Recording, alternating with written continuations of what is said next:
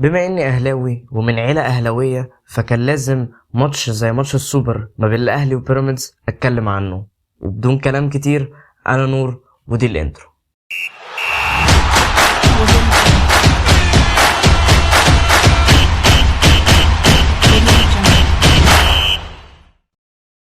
مبدئيا كده انا احب اللعيبه الكلحه.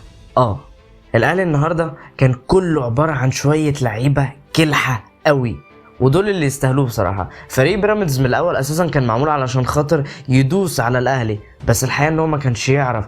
الاهلي بقاله 116 سنه متصدر مصر وافريقيا كلها، فمش هيجي فريق زيك مسمي نفسه بيراميدز اللي هو اساسا الاسيوطي علشان خاطر يحط على الاهلي. بعيده قوي قوي قوي دي. في حاجة لازم ناخد بالنا منها الماتش ده، وهو ان الشناوي كان رجل المباراة بجدارة. الشناوي زي ما زمينا فيه الفترة اللي فاتت دي، هو يستاهل ان احنا نقول ان هو رجل المباراة. الماتش ده شال كورتين، كل كرة فيهم اصعب من التانية بكتير، واحدة يعتبر من على الخط وواحدة تانية في وقت قاتل جدا من الشوط الرابع تقريبا من الاكسترا تايم.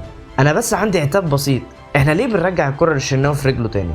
كتير جدا الشناوي ما بيعرفش يلعب برجله كويس. ده شيء ممكن نعتمد عليه بان الحارس بتاعك يكون بيلعب برجله حلو، بس لا، الشناوي لسه ما تعودش على فكره انه يلعب برجله حلو. ضرب اسيست لحسين الشحات في صن داونز، بس مش هتقدر تعتمد على الفكره دي كل مره، لان الشناوي لسه ما ظبطش الحته دي.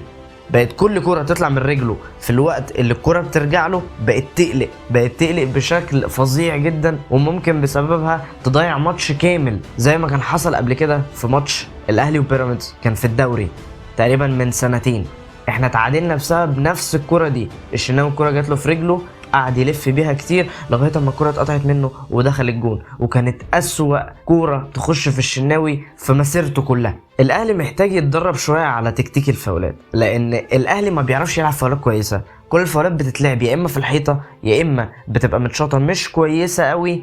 احنا افتقدنا لفكره اللعيب اللي بيشوط فاول حلو، ما بقتش موجوده كتير، لا عندنا ولا في الدوري المصري كله بامانه. بس لازم كونك الاهلي اللي هو اكتر فريق في العالم واخد بطولات، لازم يكون عندك الحته دي، او بمعنى صح المهاره بتاعت ان انت تشوط فاول وتبقى بالنسبه لك زي ضربه الجزاء، انت بنسبه 80% ضامن ان الكره دي هتخش جون، او على الاقل هيتخلق منها فرصه وتبقى اسيست لجون.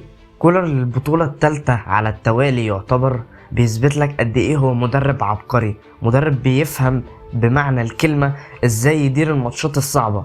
انت شفته في ماتش الزمالك وفي ماتشات بيراميدز، خد من بيراميدز بطولتين وخد من الزمالك بطولة، وكل واحدة منها اصعب من الحاجة اللي قبلها. ما تخلوناش ننسى في اخر الفيديو نبين قد ايه علي معلول كان لعيب ذكر بمعنى الكلمة، بيخاف على سمعة الاهلي وبيخاف على كونه واحد من لعيبة الاهلي، بيعرف ازاي يسيطر على اعصابه ويطلع الغضب اللي جواه صح علشان خاطر يقدر يكسب بونت على قفا الفريق التاني.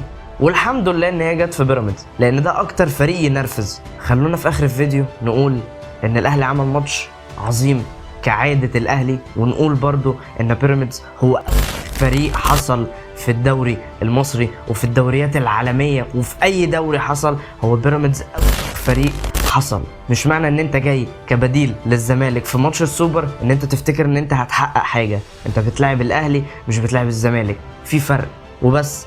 اتمنى ان نوع من الفيديوهات ده يعجبكم، ما تنسوش الشير واللايك والسبسكرايب. سلام.